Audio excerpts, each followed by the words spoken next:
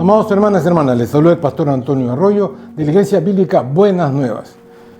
Y hoy les voy a compartir la poderosa y siempre bendita palabra de Dios. Estamos continuando con esta serie titulada 7 obstáculos a superar para recibir las bendiciones de Dios, tercera parte.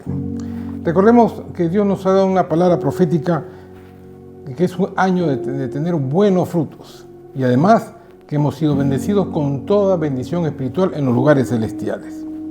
Recordemos que el propósito de Dios al liberar a Israel de la esclavitud de Egipto era llevarlos a la tierra prometida. Pero antes le dijo lo siguiente. En Deuteronomio 7, versículo 1, según la Biblia al día parafraseada, le dijo: cuando el Señor te haya introducido en la tierra prometida, como pronto lo hará. Siempre fue el propósito de Dios que fuera pronto. Dice, destruirá las siguientes naciones, 7 en total. Todas ellas naciones grandes y más poderosas que tú. Y señala las naciones: los heteos, los gergeseos, los amorreos, los cananeos, los fereceos, los heveos y los jebuseos. Hermanos míos, requerimos la ayuda del Espíritu Santo para discernir y entender las Santas Escrituras y su propósito para con nosotros que hemos alcanzado los finales de estos tiempos. La Biblia nos señala que la tierra prometida, que para conquistarla había que derrotar a estas naciones más grandes y poderosas. Y hermanos, ellas tenían en su territorio gigantes, verdaderos gigantes. Ahora, ¿será este estudio de la Biblia una enseñanza para nosotros hoy en día? Claro que sí. Hemos visto ya la primera nación, los heteos, que simbolizan el terror, el miedo, el espanto. La semana pasada vimos a los gergeseos, que simbolizan los deseos de la carne. Hoy vamos a tocar el tema, hermanos, de los amorreos, que simbolizan venciendo el orgullo, la altivez y la arrogancia del espíritu de los amorreos. Hemos aprendido que el origen de todas estas naciones paganas e idólatras son descendientes de Canaán, hijo de Cam, por la abominación que hizo este último con su padre Noé. Ahora, vayamos al tema. La palabra amorreo en hebreo es amorí, que significa montañés, publicidad, que busca fama, charlatán, hablador, que murmura en contra de una autoridad o persona en inminencia y se alardea a sí mismo en contra de otro. Fabrica ídolos y utiliza la manipulación y el control para sus fines y está muy ligado al egocentrismo. La palabra de Dios nos dice en el libro de Proverbios, capítulo 8, versículo 13, el temor de Jehová, el temor de Dios, hermano, está hablando de los creyentes. El temor de Jehová es aborrecer el mal, la soberbia y la arrogancia, el mal camino y la boca perversa, dice, aborrezco, dice el Señor. Hermanos míos, Dios aborrece la soberbia, la arrogancia, el mal camino y la boca perversa. Tiempo atrás Dios le había dicho a Abraham una cosa que confirma que la maldad y el pecado va en aumento de generación en generación. En el libro de Génesis, capítulo 15, del 13 al 16, dice: entonces Jehová le dijo a Abraham: ten por cierto que tu descendencia morará en tierra ajena, y será esclava allí, y será oprimida 400 años. Es decir, ya Dios le había anticipado esto a Abraham. Y esa nación era Egipto, ¿no? También a la nación a la cual servirán juzgaré yo, y después de esto saldrán con gran riqueza, cosa que ocurrió. Y tú vendrás a tus padres en paz y serás sepultado en buena vejez. Y en la 4ª generación volverán acá, porque aún no ha llegado a su colmo la maldad, escuche bien, ¿de quién? Del amorreo hasta aquí. Entonces, hermanos, en el tiempo de Abraham todavía no había llegado al colmo de la maldad esta nación. Pero vamos a ver que en los tiempos ya de Moisés sí lo había hecho. Debemos aprender lo siguiente: los amorreos ocupaban gran parte de la tierra prometida y era una nación cuya maldad superaba a las otras naciones cananeas enemigas de Dios. Los amorreos, junto con los heteos y los jebuseos, habitaban en el monte y eran hombres de guerra y de gran estatura, cosa que confirma el profeta Amós en el capítulo 2, versículo 9, que dice: yo destruí delante de ellos al amorreo, cuya altura era como la altura de los cedros y tan fuerte como una encina, y destruí su fruto arriba y sus raíces abajo. Frutos arriba y raíces para que desaparezca por completo.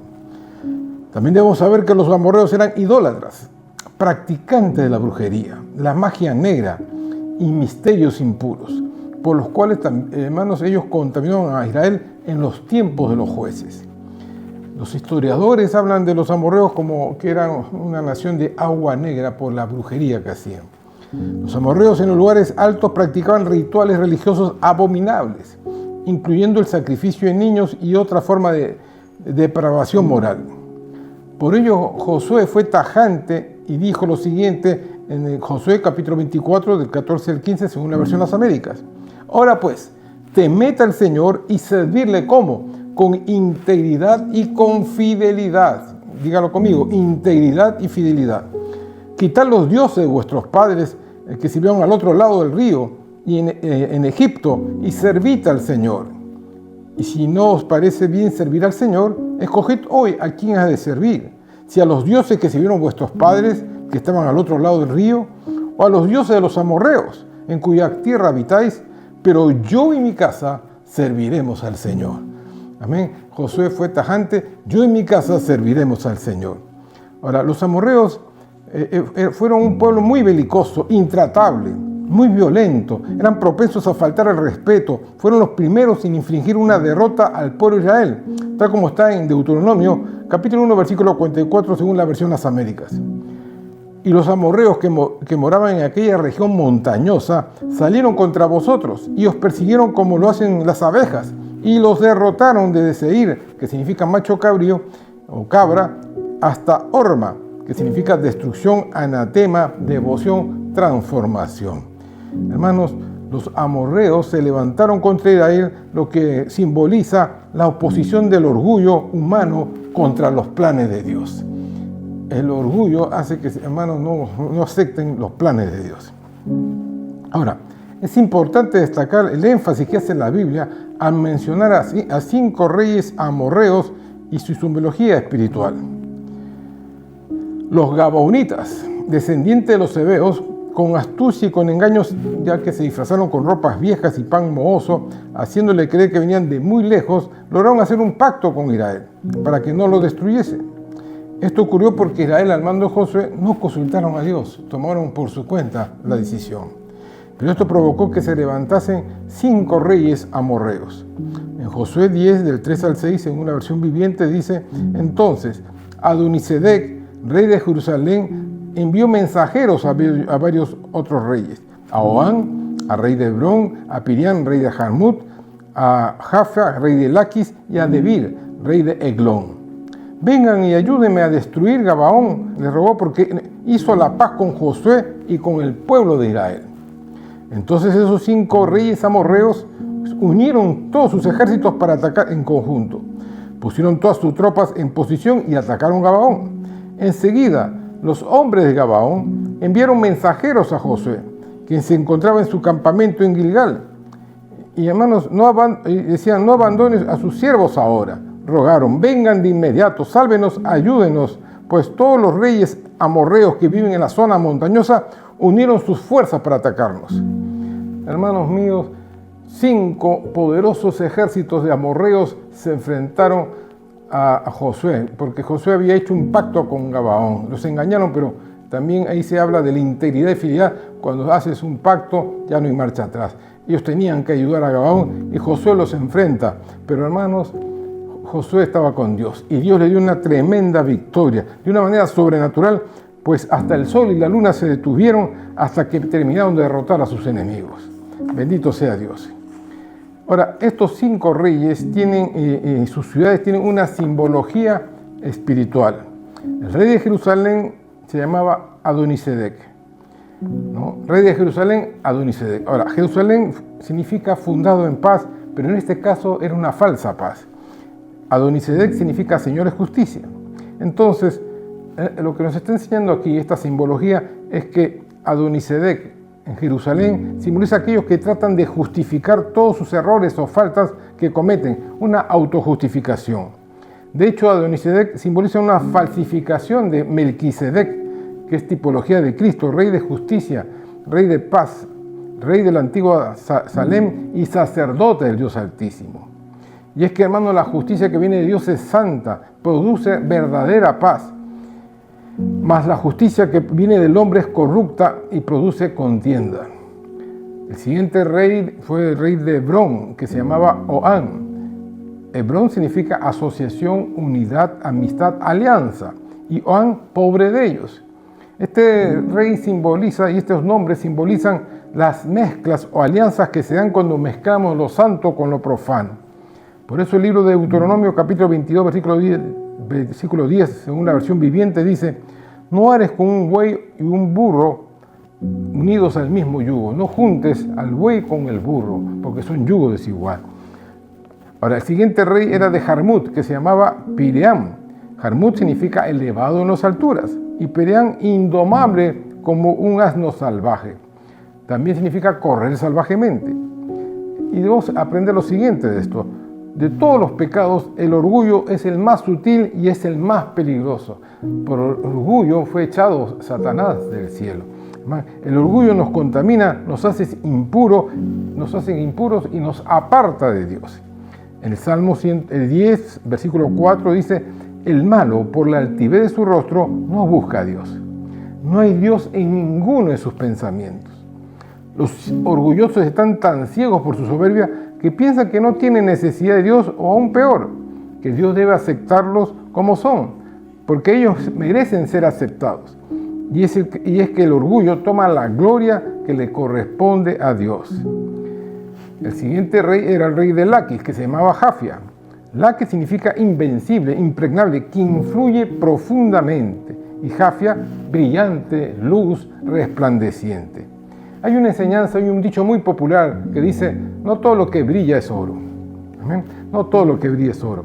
En 2 Corintios capítulo 11, del 13 al 15 dice: porque estos son falsos apóstoles, obreros fraudulentos, que se disfrazan como apóstoles de Cristo. Y no es maravilla, porque el mismo Satanás se disfraza como ángel de luz. Alabado sea el Señor. Así que no es extraño que así también sus ministros se disfracen como ministros de justicia, cuyo fin será conforme a sus obras. Por eso Jesús bien dijo: por sus frutos los conoceréis. La cuestión es: ¿quién es la persona que más influye en tu vida? Porque las decisiones que tomes, las actitudes que manifiestes, serán de aquel a quien tú más escuchas y que para ti, en tu opinión, merece toda tu atención. ¿Quién influye más en tu vida? Hoy en día, con las redes sociales hay influencers y esa gente influye en las decisiones de las personas. Hermanos míos, esto es muy peligroso, porque si esa persona no tiene un buen fundamento, una buena personalidad, es llevada por cualquier influencia. El siguiente rey era el rey de Eglón, que era Debir. Eglón significa uno casi becerro, que anda en círculos. Y Debir significa santuario, templo, orador, pero también palabra, pero también significa tierra sin pastos y sin frutos. ¿A qué nos enseña esto? Recordemos que el pueblo de Israel hizo un becerro de oro mientras Moisés estaba en el monte Sinaí hablando con Dios. Ese becerro de oro simbolizaba la idolatría y la adoración a un ídolo, en lugar de Dios. En 1 Timoteo 4, del 1 al 2, según la traducción actual, dice: el Espíritu Santo ha dicho claramente que en los últimos tiempos algunas personas dejarán de confiar en Dios, serán engañadas por espíritus mentirosos y obedecerán enseñanzas de demonios.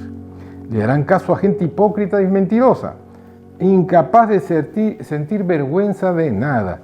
Hermanos míos, cosa que está sucediendo hoy en día con tremenda apostasía que hay en la iglesia como señal de los últimos tiempos. ¿Cómo venció Dios a estos hermanos, a estos reyes amorreos? La Biblia dice que Josué fue a la guerra, pero fue una granizada del cielo que acabó con ellos por completo. Hermanos, la victoria la dio Dios. Y así también Dios nos da la victoria frente a este espíritu de la soberbia. Ahora quiero que reciba esta revelación profética de Dios. En hebreo la palabra amorreo significa hablador, en el sentido de alardear, de exaltarse a sí mismo, buscar la prominencia, sentirse por encima de los demás. No en balde le gustaba estar en lugares altos, ¿no? y que también significa montañés. Es fabricante de ídolos y utiliza la manipulación y control. Así opera hoy en día este espíritu de los amorreos. El espíritu amorreo busca reconocimiento y grandeza delante de los hombres. Prácticamente todos los dictadores en la historia han tenido y tienen el espíritu de los amorreos. Les gusta dominar y controlar. Someten a las personas y se deleitan en ver sus fotos, sus imágenes y sus esculturas en la ciudad y en su reino. Son excelentes charlatanes y oradores. Les encantan que lo escuchen hablar y hablar, pero no escuchan en lo más mínimo cuando les toca a otro hablar. Así como las montañas dominan el paisaje, a los amorreos les encanta dominar y gobernar sobre otros. La reina Jezabel es un excelente exponente de este espíritu, precisamente porque su nombre significa no desposada, en el sentido de que no cohabita. Es un espíritu que no se lleva bien con nadie y permanece en guerra todo el tiempo. Ahora, el espíritu de los amorreos producen estos malos frutos. El orgullo y la autosuficiencia nos aleja de Dios. Esa arrogancia espiritual nos impide depender de Dios. Las palabras altivas o actitudes de crítica y murmuración en contra de los siervos de Dios, ¿sí? Hablan mal, murmuran mal contra los siervos de Dios. La Biblia nos dice que, hermanos, debemos humillarnos y confiar en el Señor. En Santiago 4, del 5 al 7 dice: ¿o pensáis que la Escritura dice en vano? El Espíritu que Él ha hecho morar en nosotros nos anhela celosamente. El Espíritu Santo que mora en nosotros nos anhela celosamente. Pero Él da mayor gracia. Por eso dice: Dios resiste a los soberbios y da gracia a los humildes. Someteos pues a Dios, resistid al diablo y huirá de vosotros. No permitas en ninguna manera que el orgullo envenene tu corazón y te haga perder las bendiciones que Dios tiene para ti. Hermanos, el orgullo. Todo hombre, toda mujer, hermanos, nacemos con una naturaleza caída y hay orgullo. No importa cuánto tengas o no tengas, ese orgullo te hace creer superior a lo que realmente eres. Por eso la Biblia dice que, hermanos, Dios mira de lejos al altivo y está con el humilde de corazón. Si estás escuchando este mensaje y quieres superar este obstáculo para recibir las bendiciones de Dios, esas bendiciones espirituales que están en los lugares celestiales, y atraerlas ahora a tu vida, yo te pido en este momento que renuncies a todo espíritu amorreo, todo espíritu de orgullo y soberbia, de arrogancia. Inclina tu rostro, cierra tus ojos y oremos juntos. Amado Padre Celestial, en el nombre de Jesús, recibe toda la gloria, honra y alabanza.